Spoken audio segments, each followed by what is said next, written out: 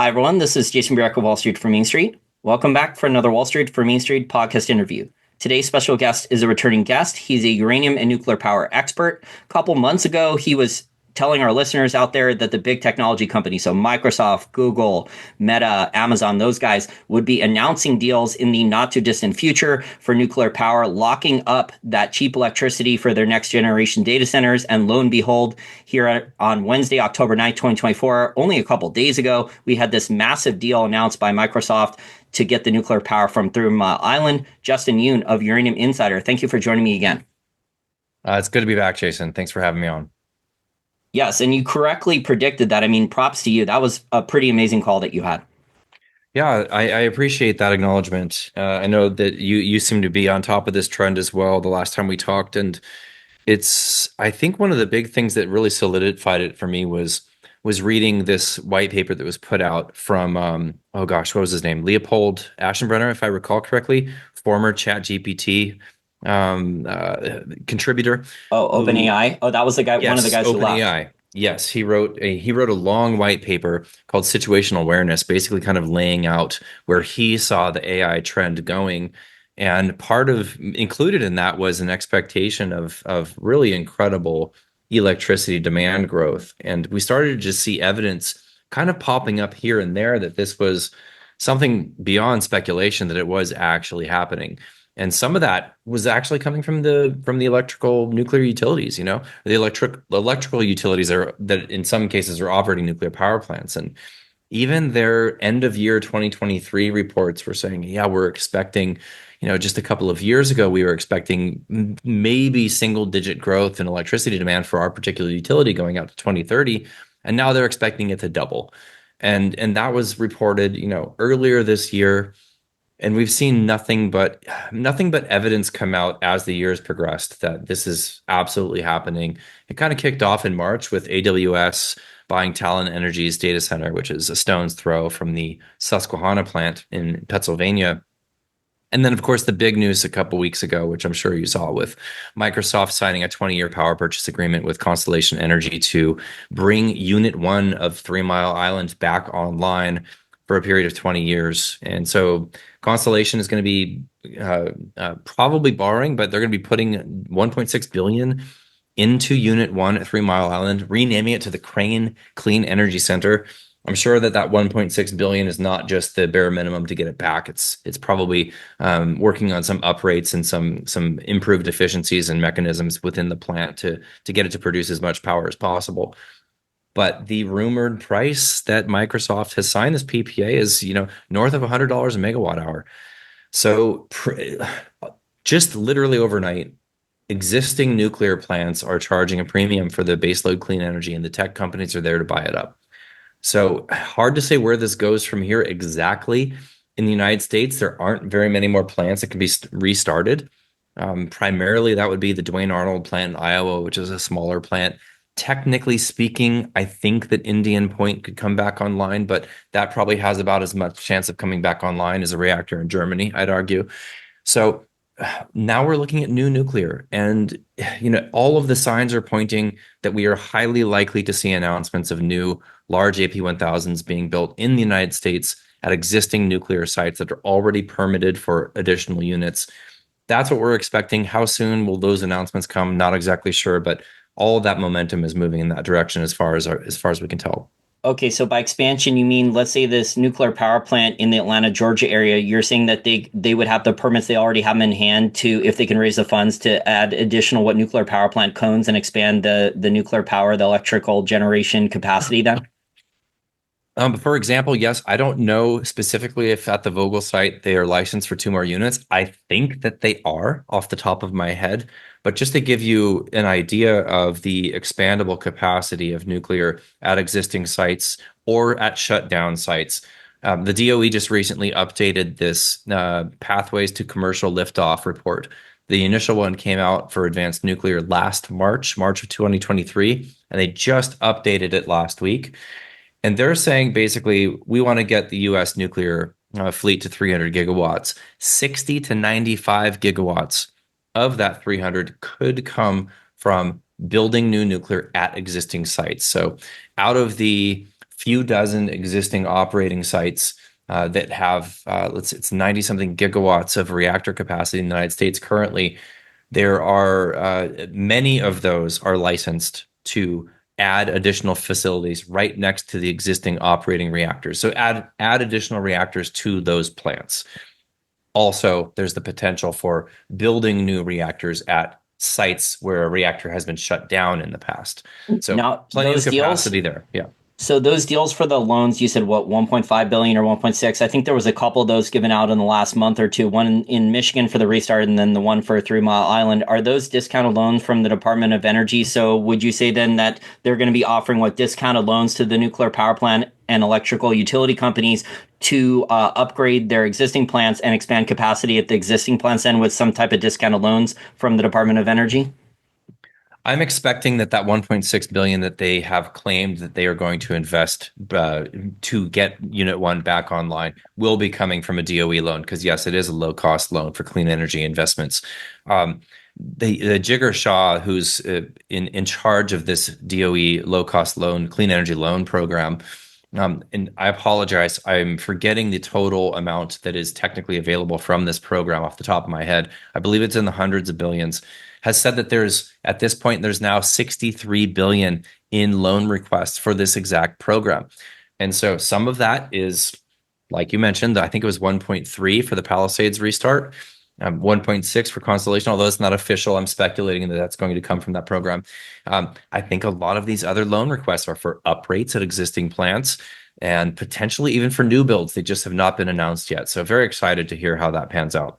And the Department of Energy also announced on Data Center Knowledge on that website, which tracks a lot of the data center news with the land purchases and the other upgrades, the new data centers that start construction. They're going to be building a next generation data center test site in Northern Virginia. And I think they're going to want to put some small modular reactor there. So they're going to try to show the next generation data centers with advanced nuclear technology going forward. I don't know how quickly that'll be online, but they're announcing plans for it. And they are committed to this with the infrastructure. They realize, along with the big technology companies and the utility companies, electrical utility companies, that this is a long-term growth trend here and the US can be leaders in it.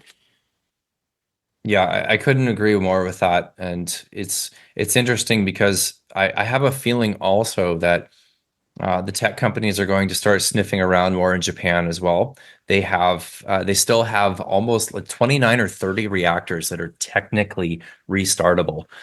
20 of those would need to be restarted by 2030 for Japan to hit their goal of 22% nuclear by 2030. That to me seems like it's a large ask, but if the tech companies get behind it, that's entirely possible. That's dispatchable, relatively easily to restart, faster to restart these reactors than it is to build new nuclear. But exactly how this pans out is harder to tell. All I know for sure is that this trend is absolutely real, and the tech companies have the cash and they need the juice. So they're going to make it happen one way or another, whether or not the utilities are involved is hard to say. As far as we can tell, it's looking increasingly like there's probably going to be sort of a consortium type plan in the United States where the utilities and the tech companies and potentially some intermediaries that will sort of act almost like a general contractor for projects, like bringing the financing and the building skill set and the building companies together in addition to the nuclear utilities. Because my understanding is that the tech companies, while they have the cash and they need the power, they don't necessarily want a nuclear power plant on their books. So I think that there's going to be some kind of collaboration on that front. And this was actually highlighted by a few different DOE representatives who hosted a live webinar last week discussing this liftoff report.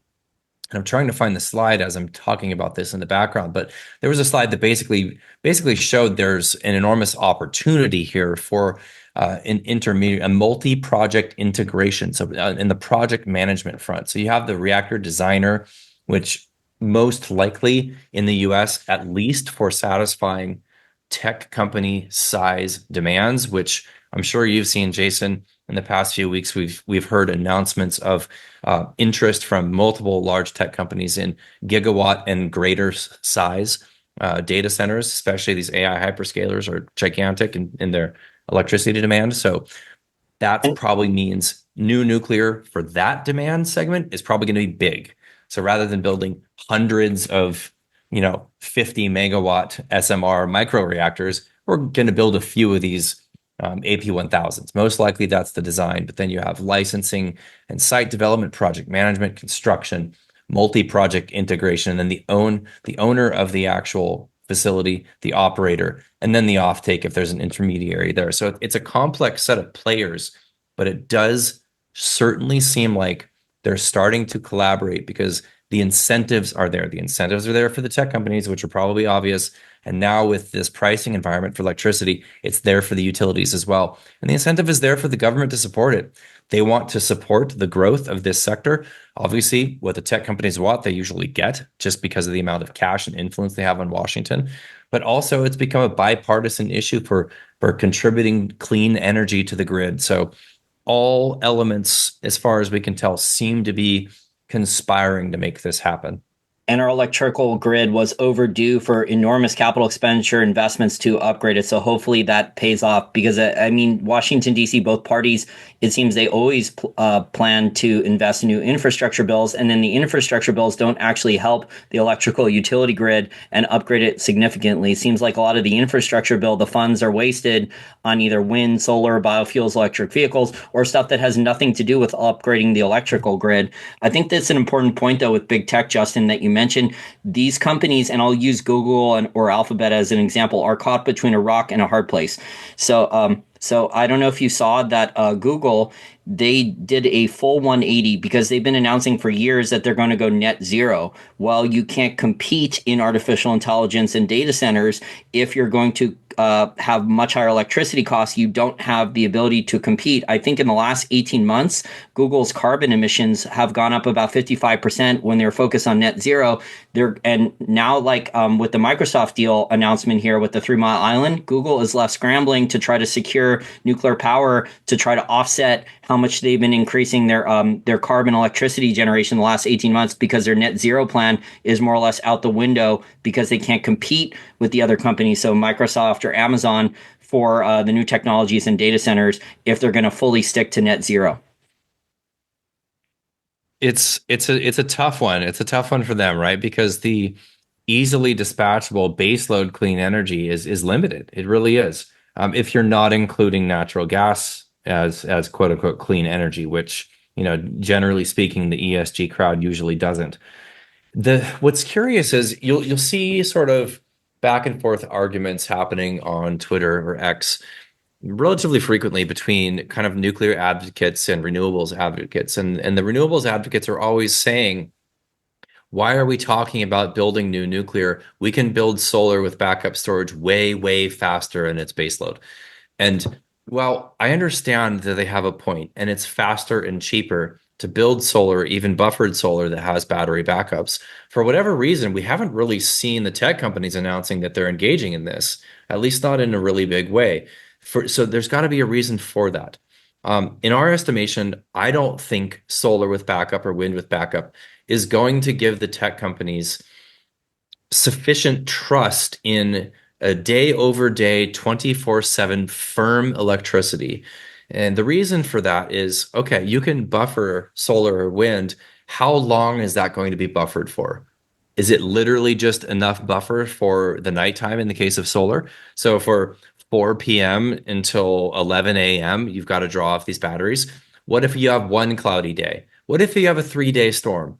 How much battery backup do you need for that? The other thing is solar really works best in the desert Southwest, where you have low 20th percentile capacity factor or efficiencies. However, these data centers run extremely hot. Part of the reason the electricity demand is so great is because they have to cool these things. So in the Arizona desert is not necessarily the greatest spot to build out multiple data centers here. In my understanding, Jason, like you mentioned this earlier before you hit record, like there's kind of a land grab in Northern Virginia, these areas around the data center. The tech companies are buying land to build data centers in that area, in addition to in Atlanta. So there's multiple data center building companies that are moving into that area. And why are they doing that? Well, they just fired up 2 large gigawatt scale reactors, the most recent reactors that we've built here in the US. So it's really quite the testament to the quality of electricity that nuclear produces. When you look at this power plant, I'm talking about Vogtle 3 and 4, which usually the anti-nuclear crowd uses as their prime reason to avoid nuclear because of the cost and schedule overruns for that plant. However, despite the fact that the building of this plant bankrupted Westinghouse and cost twice as much and took twice as long, it's now basically the crown jewel of the Atlanta area. And it's bringing industry to that state. It's going to be a boon for the state of Georgia, despite the fact that it costs so much more and took so much longer. So even when many things that can go wrong did go wrong or do go wrong, it still is the choice of these tech companies and the data centers. This is what we want, and they're moving there for that reason. It's incredible testament for nuclear.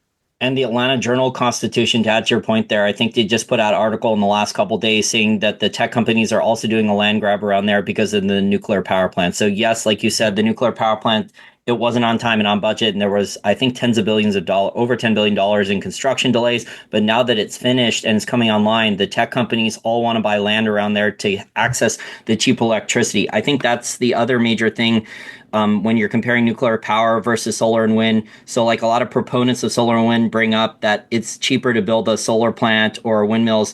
What they don't bring up is once the plants are online, that the nuclear power generation, not only is it more reliable than solar or wind over longer periods of time, it's also cheaper kilowatt hours. So your manufacturing companies, your data center companies, you have cheaper and more reliable electricity generation compared to solar and wind, because there's issues with solar and wind. They're not always going to be reliable.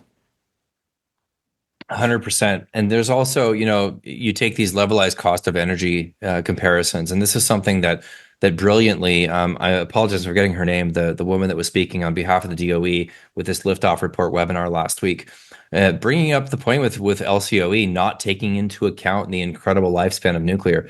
So you might actually these LCOE models that compare buffered wind to the cost of nuclear, and always showing how much cheaper they are. They're literally only including the capital payoff period for these nuclear power plants, which oftentimes is a 30-year period, where they might operate for 80 years. So these LCOE models that compare costs, it's comparing apples and oranges. Solar and wind have their place. Typically, that would be where it's very sunny and very windy, but you can only have so much intermittency contributing to a grid.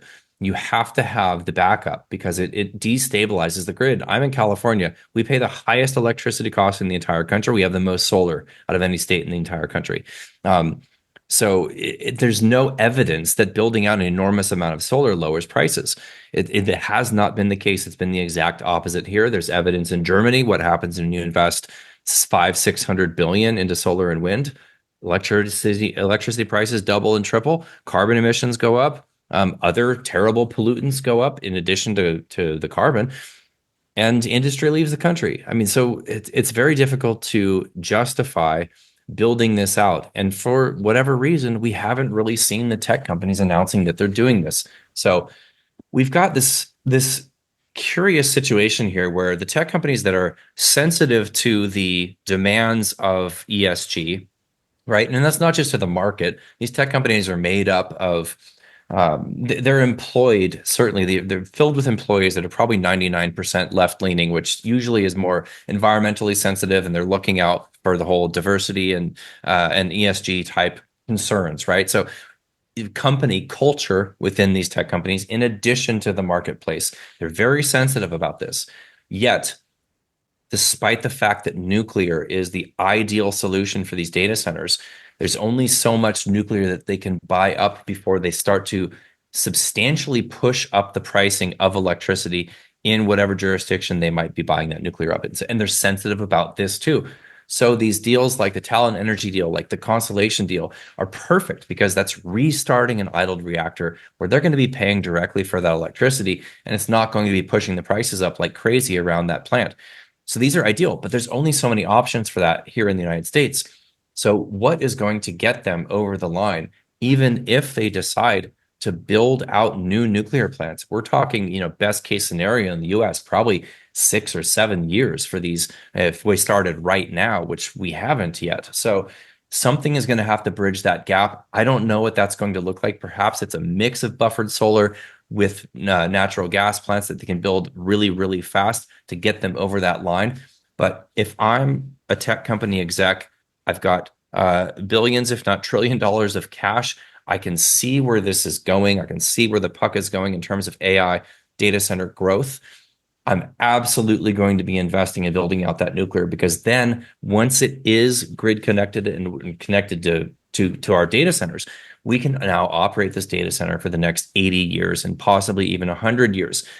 For the next 5, 6, 7, 8 years, we're going to have to piece it together and do what we can to buy nuclear from the operator that's existing, and maybe piece it together with some other means. So, not really sure how that bridge is going to be gapped here, but either way, it's looking like nuclear really is the preferred option. So we expect that's going to be a major tailwind for a Well, very long time potentially. hopefully they cut the red tape for small modular reactors and we start to get more innovation and they do not delay things out 10, 15, 20 years, that we start to get more efficiencies there. But a lot of it would rely on what policies from politicians and bureaucrats align that. So a lot of the regulation and red tape is cut so there can actually be innovation at the smaller scale. It's actually looking like that's happening, Jason. I mean, this is actually just released today or maybe even yesterday, where the NRC has introduced the Part 53 rule. So most of these reactor applications for license approval are Part 50 or Part 52. And the difference between those two have to do with timeframes. I can't remember which is which, but one of them is much faster, but you have to have an application, even if it's the same design, for each location build. Not the location approval, but the actual design approval has to be reapplied for nth of a kind.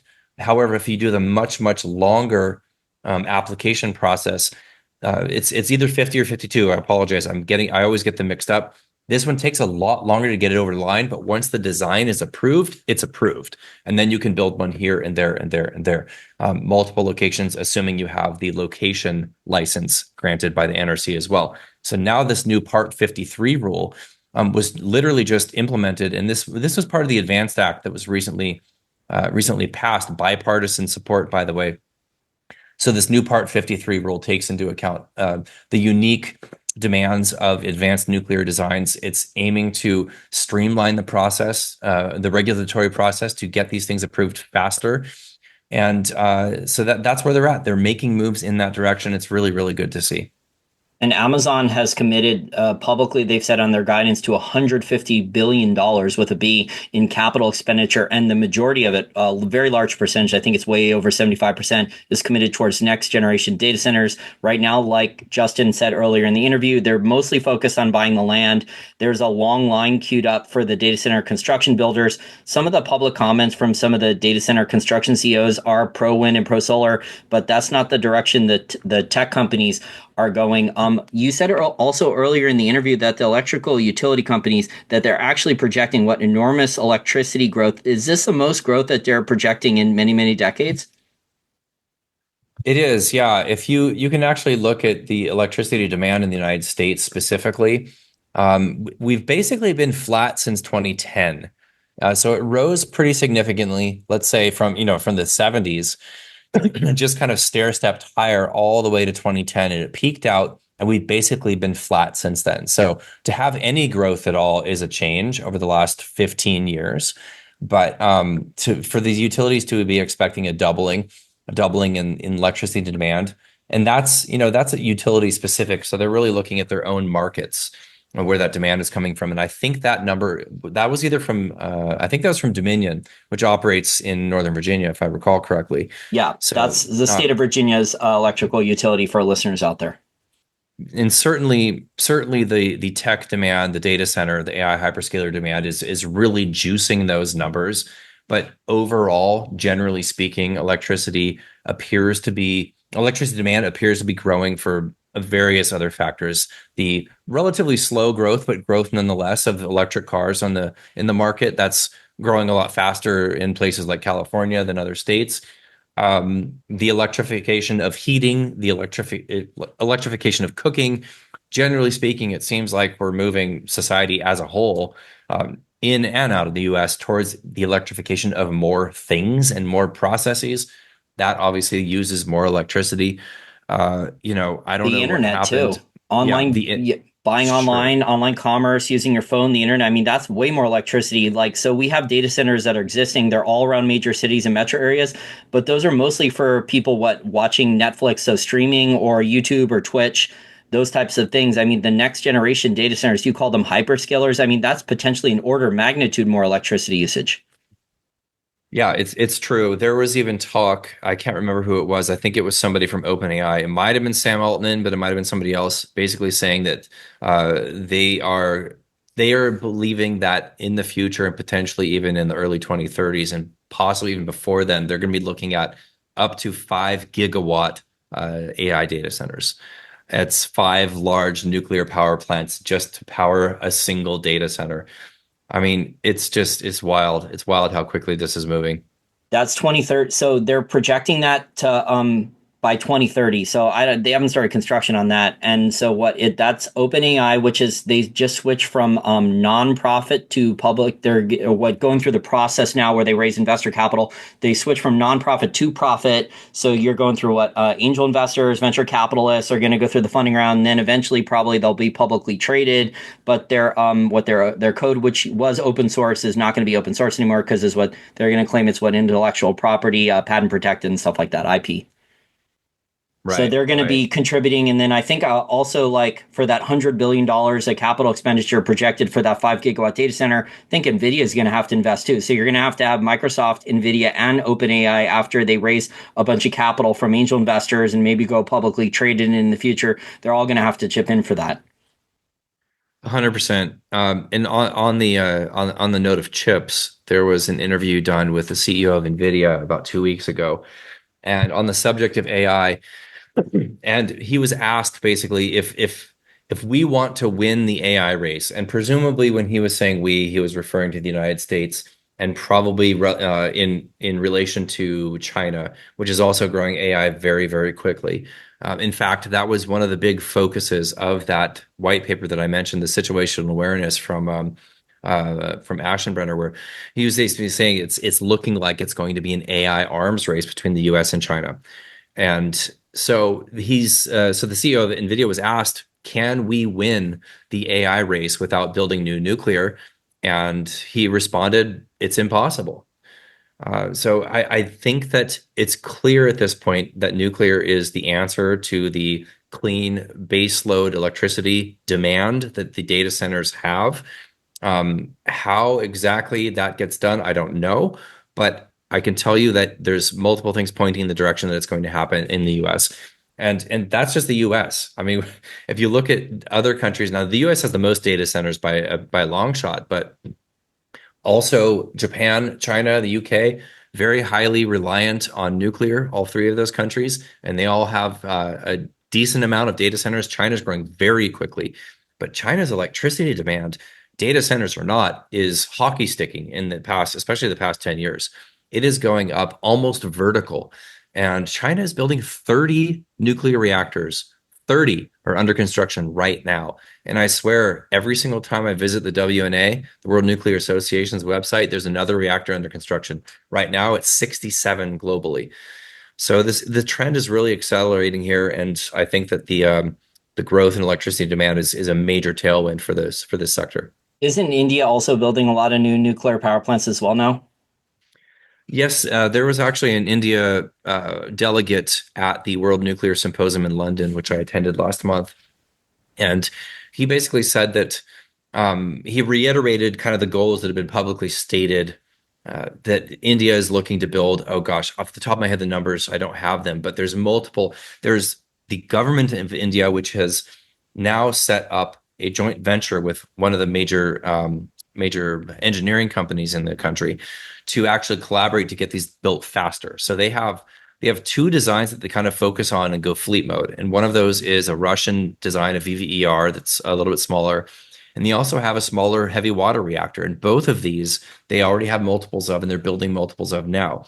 But the big piece in India is that I believe it was Tata Steel, which is a major steel corporation in India, is looking to build potentially 50 or more of these smaller 200, I think they're 200, 220 megawatt heavy water reactors.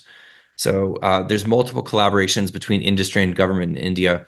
Off the top of my head, I think they have 6 or 7 or 8 reactors under construction right now, but they're looking to double their capacity within the next 10 years. There's a huge paradigm shift in infrastructure policy and energy policy in India the last couple of years. I mean, they have a lot of factories that are moving to India from China and other areas, but also they want to upgrade their infrastructure for a lot of the poverty there and electrify a lot of improve their grid and a lot of the rest of their infrastructure. So they've been importing, I think, by the end of 2023, the coal imports, coal usage had increased enormously. It hit an all-time high, and it was only from increases in China, India, and Asia.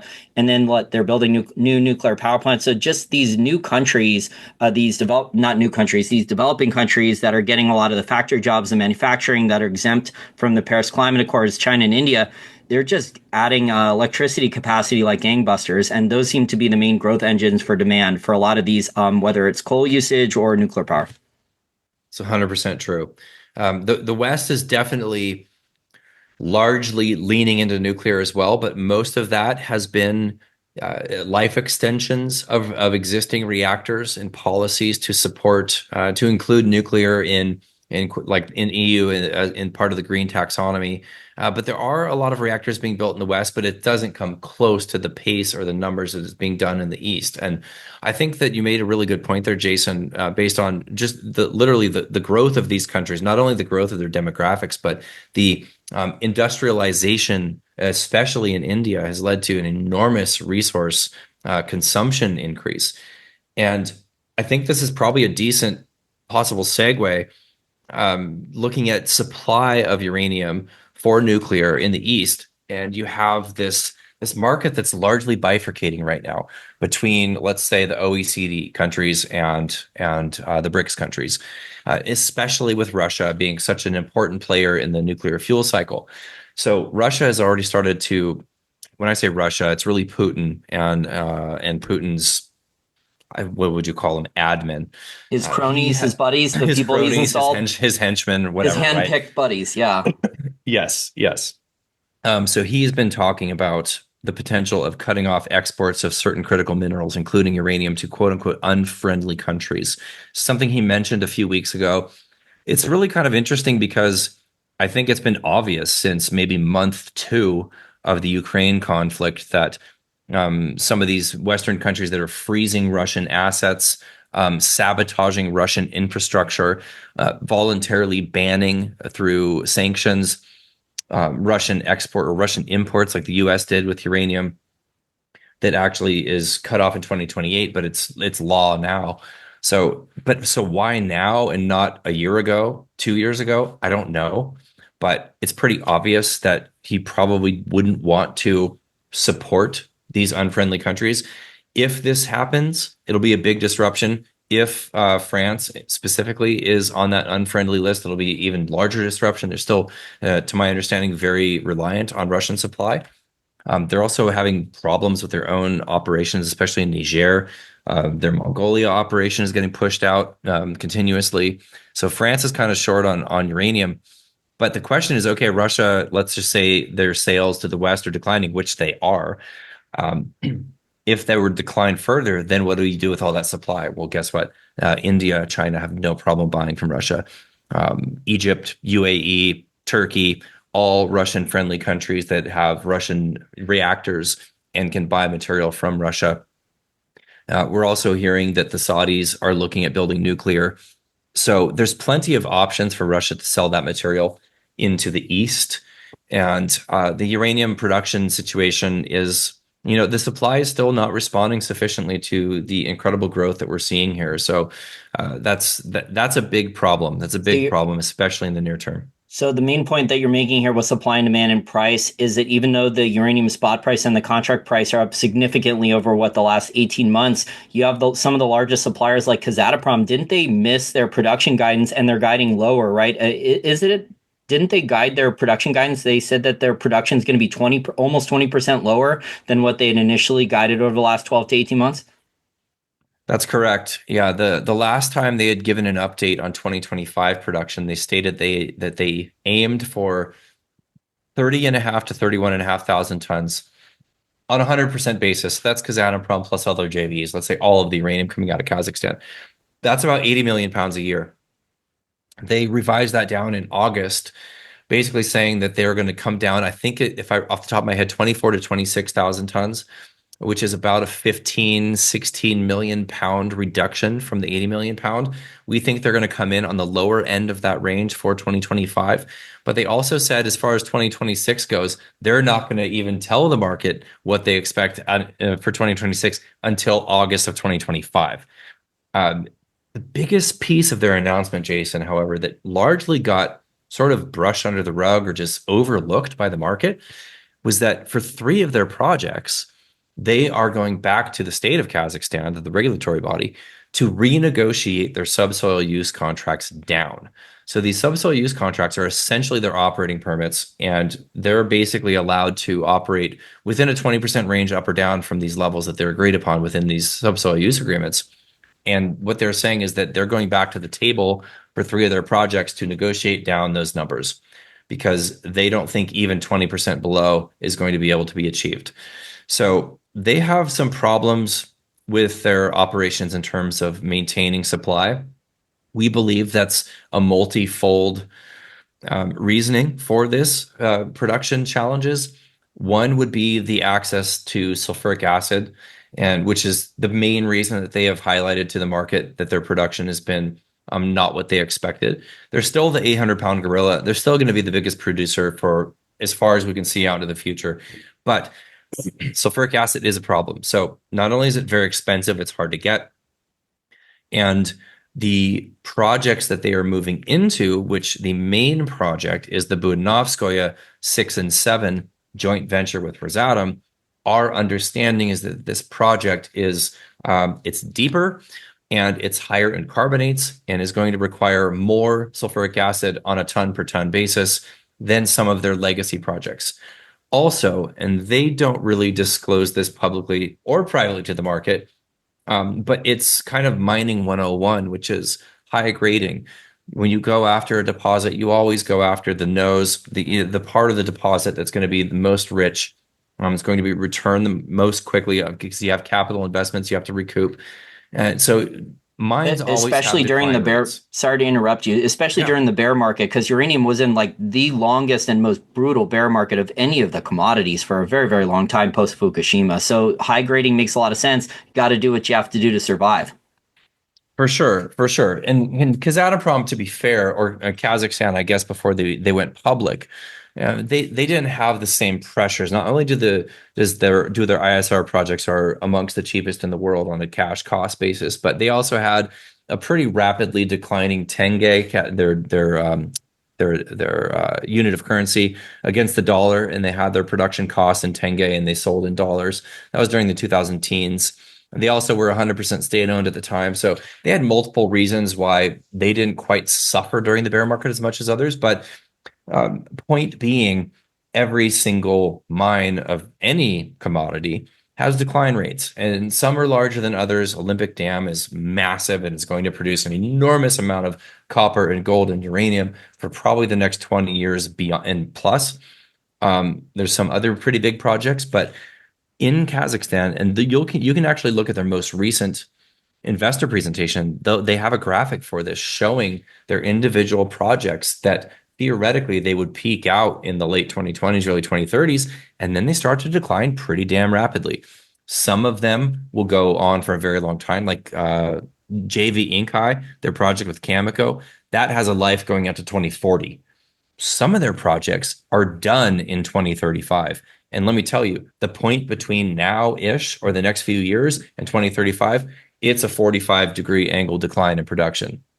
So they need new projects. They also need more acid for the projects that are starting to decline to maintain production levels. So And it also Kazakhstan, sounds yeah. like they're not going to be able to drastically lower costs. So if the market's expecting some type of scenario where they can magically grow production and lower costs, it's just not going to happen. What you described, it sounds like they're going to have to put even more capital in and to grow production to reverse that trend there where their production guidance is lower. They're going to have to put even more capital in. And it's not going to be the low cost production that they've had in the past necessarily. It might still be relatively low cost, but not the numbers that they were hitting in the past. 100%. And prima facie evidence of this was Cameco's conference call back in August, where not only did they actually see a year-over-year production decline for the first half of the year compared to 2023 of, I think it was 18% decline in production, which they highlighted the sulfuric acid shortages. Interestingly, none of the other projects declined by that much. So not really sure why the acid is being prioritized elsewhere, but that's a whole nother conversation perhaps. But Cameco in this conference call, they stated between the sulfuric acid input costs and this new mineral extraction cost that was just implemented this year, they basically said that their Kazakhstan production from JV Inkai is now on par with the production costs in Canada, which is Cigar Lake, McArthur River, large, very, very complex underground mines. These mines have freeze walls. There's thousands of employees. So for them to say this Kazakhstan ISR JV is on par in terms of production costs of Canada Wow. is a profound statement. And the tax regime that they've implemented, this MET, mineral extraction tax, they've gone from a 6% flat tax across the board to a progressive tax.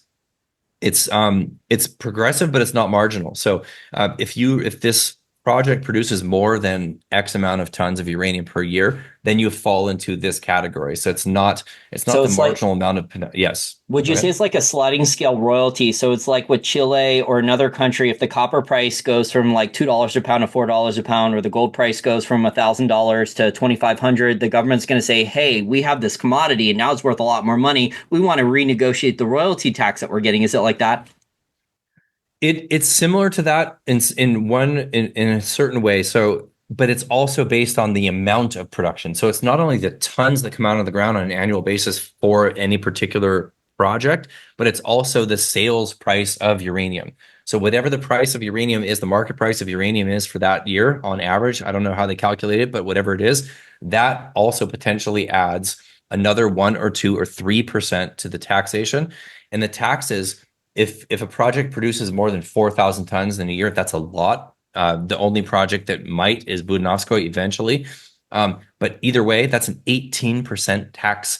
So if a project produces more than 4,000 tons and the price is above whatever the price point is, they could be seeing a 21% tax rate, whereas just this year, 6% flat, because I believe this gets implemented starting next year.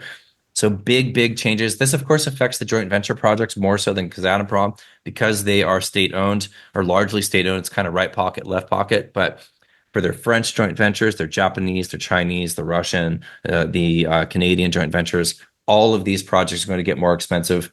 All of these projects will be selling uranium at higher prices because of that increased production cost.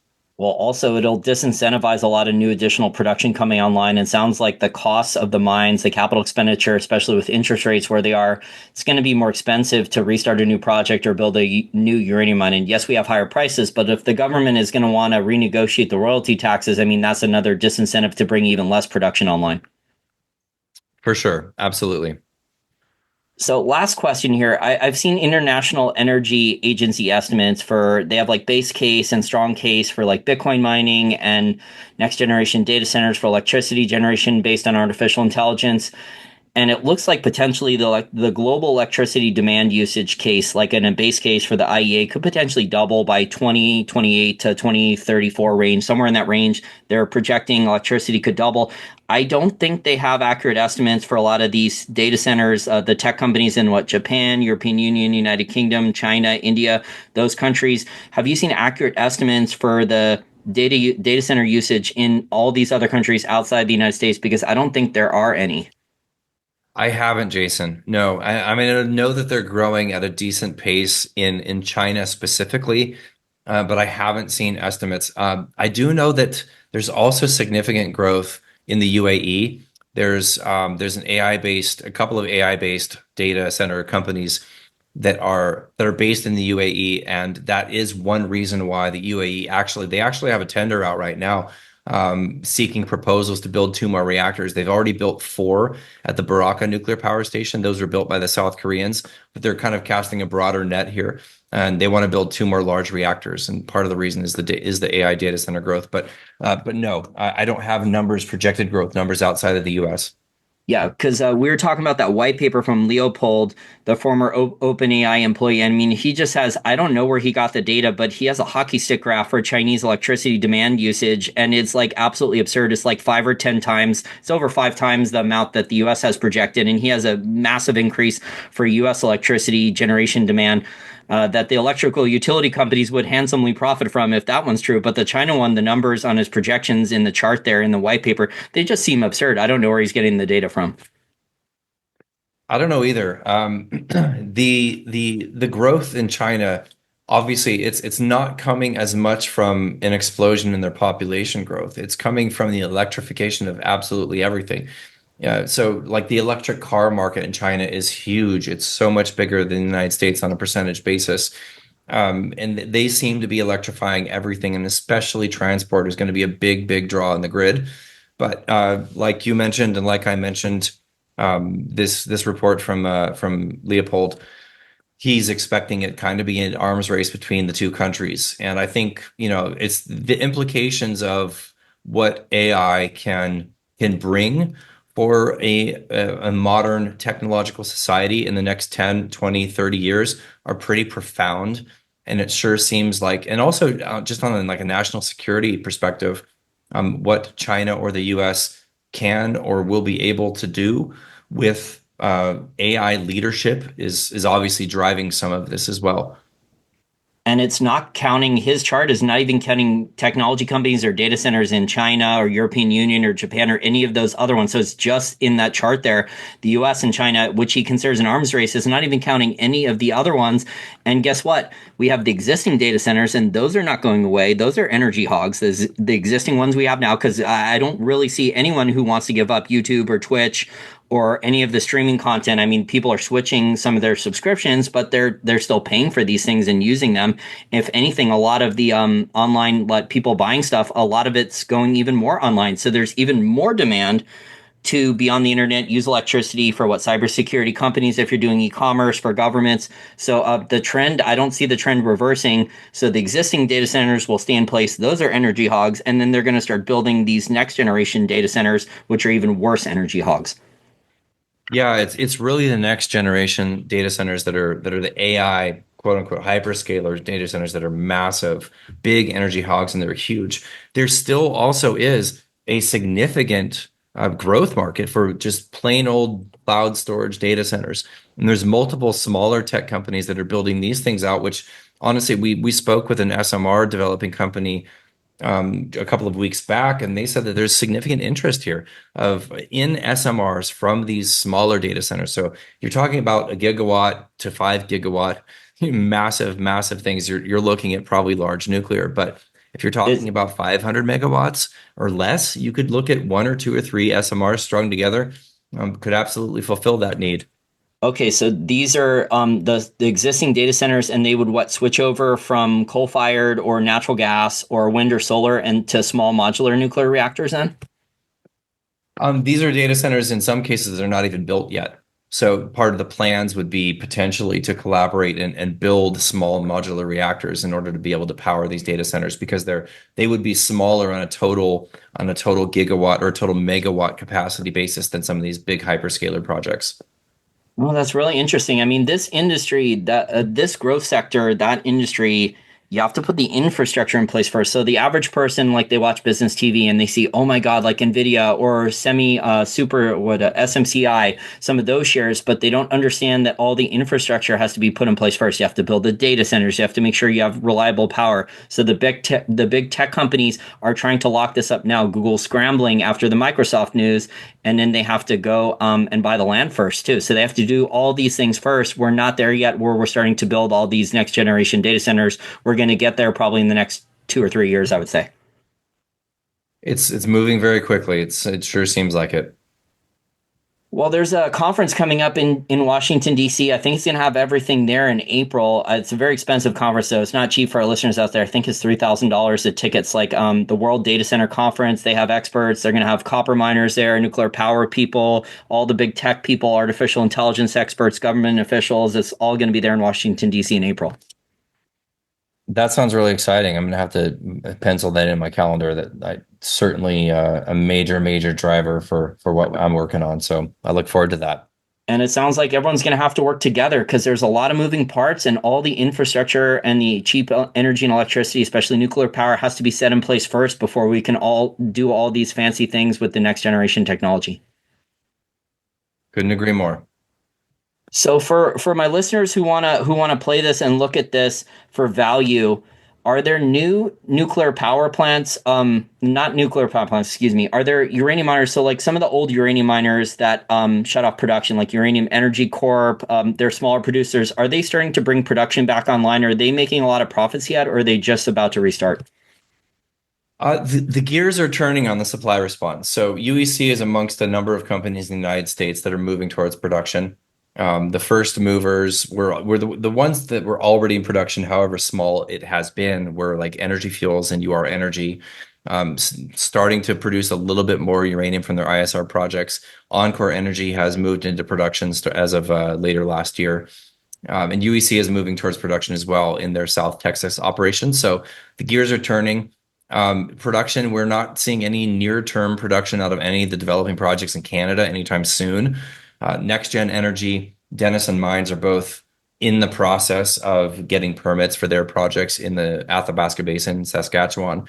Cameco is talking, they're kind of teasing the ramping up of McArthur River Mine from 18 million to 25 million pounds a year, which the mill is licensed to do. But they continue to reiterate that the utilities are not signing enough long-term contracts with them yet to justify that expansion. That will happen. Development projects in Namibia are slow. Most of them have not announced final investment decisions or the actual plans to develop those mines yet, but that is probably going to happen at some point. And of course, just the Kazakhstan expansion. That's the one that the market is generally expecting. There's the greenfield mines are still not happening largely. So Global Atomics DASA has run into a bunch of problems with the political situation in Niger. Like I said, I mentioned a couple projects in Canada. And just generally speaking, greenfield is not coming back online. Brownfield, we're almost at peak brownfield. What I mean by that is reasonable projects that have produced in the past 10 to 15 years that are coming back online largely are already back online. So that would be Paladin's Langer Heinrich, although they've only processed above ground stockpiled ore at this point. Boss's Honeymoon, which is a marginal producer. Some of the stuff in the US, like I already mentioned, and there's Rabbit Lake that could come back online in Canada, but most of the brownfield projects are already coming back. So we're kind of, it's almost like an allusion to what we've been talking about with nuclear power plants being restarted. Like we got a couple more that might be able to restart, but from there on, then it's greenfield nuclear, it's greenfield mining, and that's kind of an exciting place to be. The pricing environment is such that it's high enough to incentivize, I would argue, most projects, but it's still a risky enough environment here where most projects are not rushing into production. And I say risky because it's kind of right on the edge of profitability for some of the marginal projects. And until those marginal projects can lock in at least part of their forward book in long-term contracts with nuclear utilities at prices that will sustain them throughout fluctuations of markets, those projects are not going to be developed. So in our estimation, we still need to see significantly higher uranium price, and the physical market dynamics are set up in a way that the market right now, how can I say this? It's fragile. It's very fragile. There's not a lot of wiggle room on the production side of things. It's a difficult market for utilities to operate in right now. It's much harder for utilities to fulfill RFPs, to fulfill their uncovered needs, especially between now and 2030. There's just not a lot of production available for that time period. So whatever is out there is expensive, and there's just not a lot of flex in the system. So I don't know what the disruptive event could be, but I do know that the market is set up for disruption. So whether that's major risk on into the uranium equities market and the financial entities, both SPUT and individual hedge funds, come in and just absolutely soak up and push the price way higher, that could happen. This is not our primary bet. Our primary bet is based on an undersupplied market for the next multiple years out into the future. but that could happen. We could have a significant miss in guidance for production coming out of Kazakhstan going forward. That's entirely possible. We could have the development of one of these big mines that the market is expecting. So if you ask any utility when are they going to be able to buy uranium from NextGen, they're going to say, oh, 2028. I don't think that's going to happen. But if the development of some of the larger greenfield projects is delayed or impacted in any way, that could be a disruptive event. It's ready to be disrupted. And even without a disruption, the price is going to go higher. And the evidence is 100% clear. The utilities have largely pulled back this year. The contracted volumes are lower on a relative basis. The spot traded volumes are lower on a relative basis. And what has happened? The price keeps marching higher. The price has gone higher for the term market almost every month of the year. It just ticked up $1 or $2 every single month. It's up 20% year to date during a year where the term market volume is less than half of replacement rate. So the structural nature of the physical market is there for all to see. It is something that we focus a lot of our time on. We want to know what is happening there, who's buying, who's selling, at what price, and to give that information to our membership. And of course, do what we can to time the market. And one of the big things that we did, Jason, was when I was in London, it was during this kind of final capitulative flush of the equities in the first week of September. The sector retested the lows of early August that was largely influenced by that yen carry trade unwind kind of liquidity event for a few days. That retest happened in September, and I'm at this conference. I'm going, what the hell's going on? This is the most bullish thing I've ever experienced. The tech companies are here. Everybody's talking about the growth in China, the inventory building in China. What are the utilities thinking? China built up their inventories, their commercial inventories for the country by almost 100 million pounds over the course of 2 years. They've been signing the biggest contracts, yet the utilities in the West are still kind of nickeling and diming and not happy about the current pricing environment. So they're taking their time. And China's like, I'm your Huckleberry. I'll take all of it. And so the conference was incredibly bullish, and the equities were just falling and falling and falling. And I recorded a video from the hotel room in London and said, you guys, the market is wrong. And we're going to hear news in the coming weeks, most likely. I didn't know what the news exactly was going to be, but I had a hunch that there was going to be bullish news moving into a strong seasonal period for the commodity. Eventually, that term volume is going to come back. All of this is going to happen in the next few months. The market has it wrong. Act accordingly. And I'm proud of that moment because it was a very difficult moment for the equities and for investors in the sector. And it was a rough summer. I make no bones about it. I get it. Was this 2021 or 2022? What year was this? This was 4 weeks ago. Oh, because the height of the uranium bear market was during the pandemic. I mean, like some of the shares like Cameco got down it was stuck down there between $8 and $15, and I noticed that things have started to change. Yeah, no, that certainly was for most of the stocks in the space. The low was the March 20, the COVID crash, right? But more recently, the worst sentiment. I mean, the sentiment in August and early September was worse than COVID. I'm telling you, and that's hard to believe. And part of the reason is why, like, everybody knew why everything was crashing during COVID. At least there was a general understanding. Okay, this sucks. This is difficult and painful, or this is a great opportunity, however you looked at it. But at least you knew why it was happening. For uranium investors over the summertime, it's like, okay, the physical market's quiet. The term market's inching up, but the spot is dead. These stocks are falling. I don't know why. The news is good. The fundamentals are still there. What the hell is going on? So people were really, really frustrated. And part of the reason why I even go to these conferences to shore up my conviction and understand what's happening. So I went to this conference. I understood why the stocks were falling. I understood what was about to happen. And that makes a much easier investing decision. Whereas if you're just scrolling Twitter and looking at people literally publicly capitulating, saying, F this, F all of you, I'm out, I'm done. And there were a few examples of this, Jason, that happened within days of the low. Now these stocks are up 40% in the last 30 days. So it's volatile. I get it. It can be a difficult market, but the more you know about what's happening, especially with the physical market, the more conviction you can have with this incredibly volatile investment.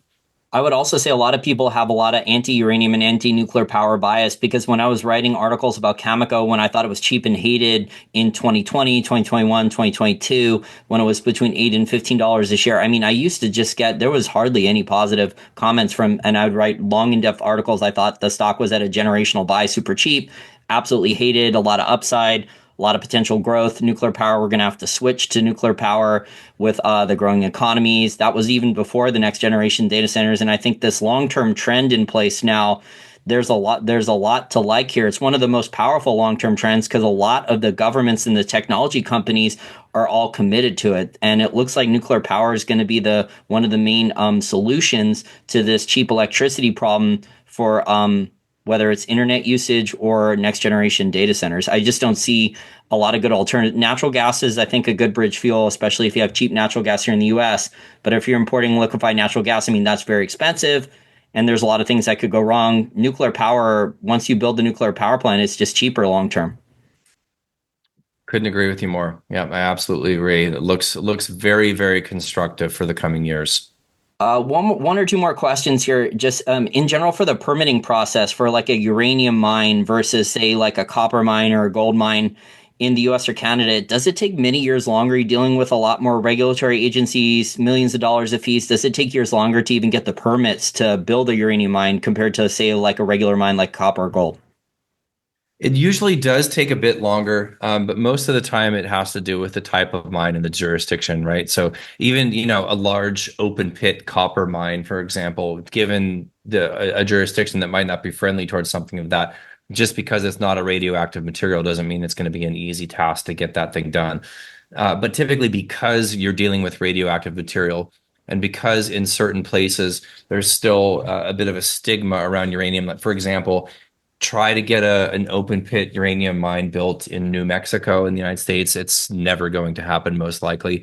Or it could happen, but most likely it will be very difficult because of the legacy of the uranium mines in New Mexico from the 1980s, where there was an absolute gold rush for uranium, 70s and 80s in the United States. And New Mexico was producing an enormous amount of uranium, and a lot of these mines and processing facilities just got abandoned, and there was a lot of kind of toxicity left around that for the local indigenous communities to have to deal with for the decades to come. So that, for one example, is a very difficult prospect. But to build, let's say, an ISR uranium mine in the state of Wyoming, way easier than building, let's say, a copper mine in British Columbia or whatever it might be. Just it really depends on the type of mine and the jurisdiction. But to speak very broadly, generally, it isn't any easier to get a uranium mine online than any other commodity, primarily due to the fact that it's radioactive. Do you expect more mergers and acquisitions? So I know like Uranium Energy Corp just did a small one. I think they bought an old producing uranium mine from Rio Tinto. Do you expect more mergers and acquisitions like Cameco or some of the other players to start maybe buying up assets on the cheap, like some of the larger miners like BHP Billiton or Rio Tinto to get into uranium compared to some of the other base metals and say like we want access to this long-term trend with electricity generation growth, data centers. Do you expect that to come in the next couple of years?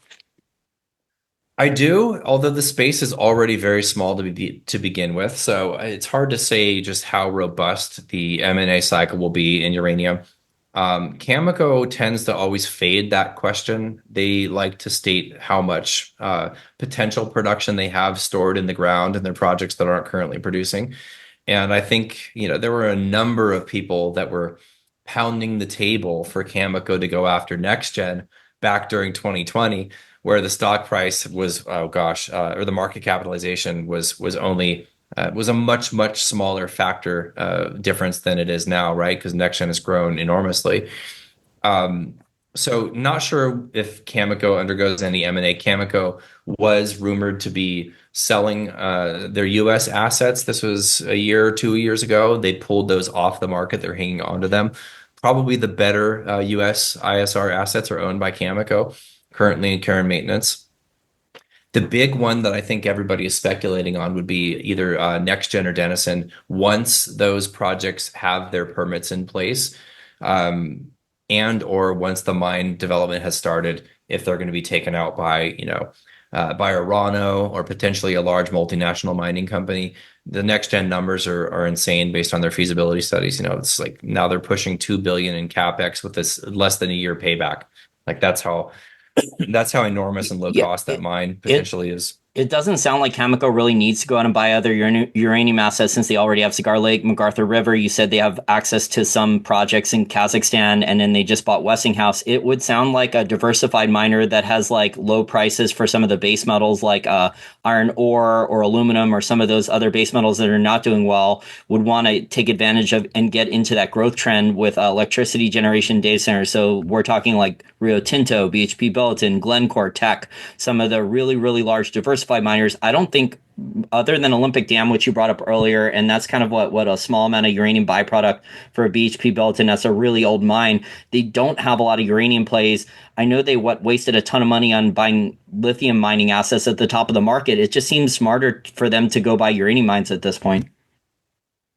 It does, and these large multinational mining companies have yet to really show a real interest in the sector since the commodity has recovered from $18 to 80 here.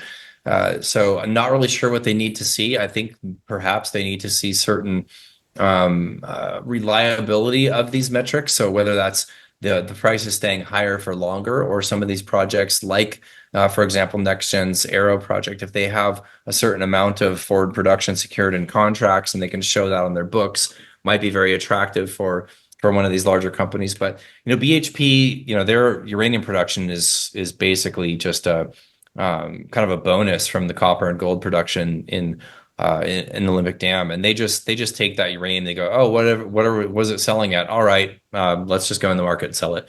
They basically spot market sellers. I think they might have an offtake or two, and occasionally engage in smaller kind of near-ish term contracts, but they largely are spot sellers.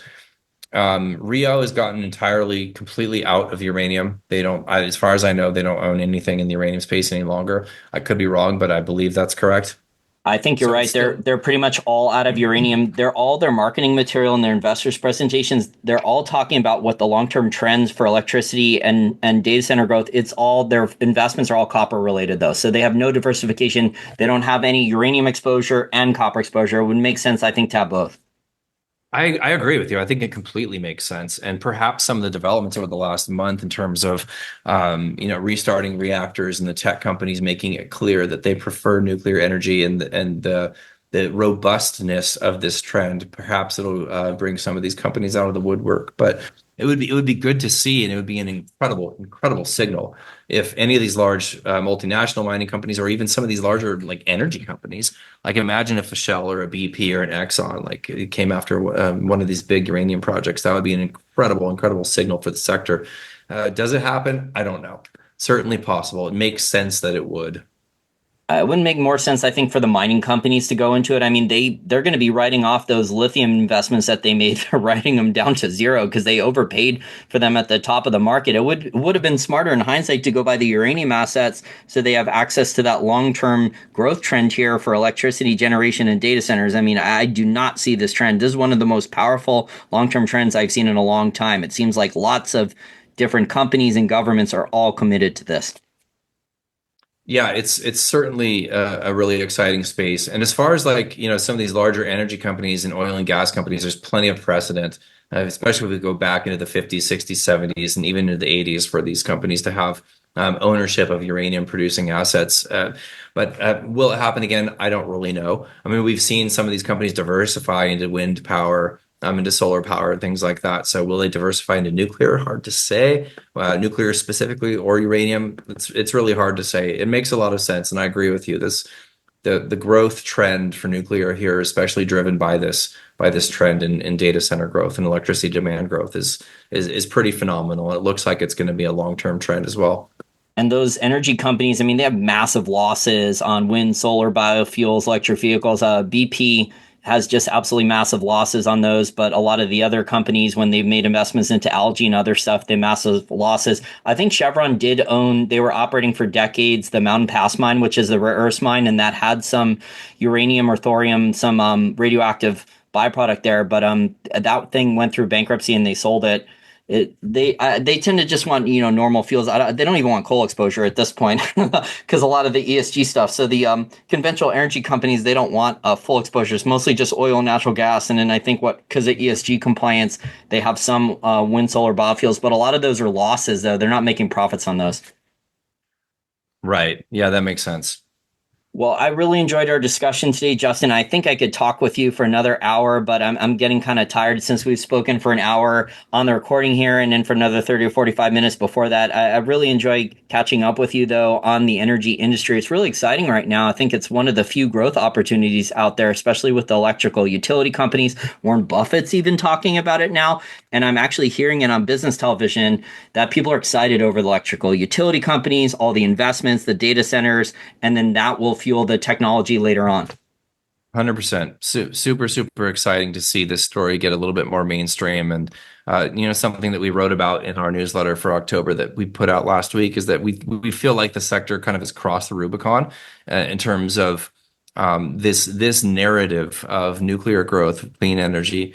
It's now gone into kind of the mainstream. We think we're going to see a lot more generalist investor interest in the space, and very much looking forward to the size of this market growing substantially. It's still a very small market, which certainly influences the levels of volatility for the uranium equities, but hopefully that will grow as the months and years pass and this trend continues.